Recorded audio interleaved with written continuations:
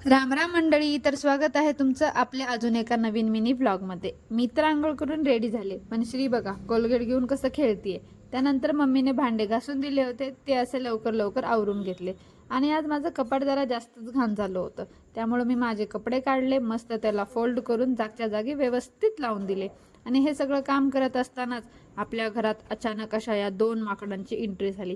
खरंच सांगा कमेंटमध्ये, यांचे चेहरे पाहून कोणाकोणाला वाटतं की खरंच हे माकडासारखे आहेत। मग काय, आलेल्या या दोन माकडांना मला चहा पाणी द्यावं लागलं। आणि बघा चहा पण कसे माकडासारखेच चेस करून पित आहेत। त्यानंतर मग श्रीनं मम्मीसोबत असा होळीचा सण खेळला।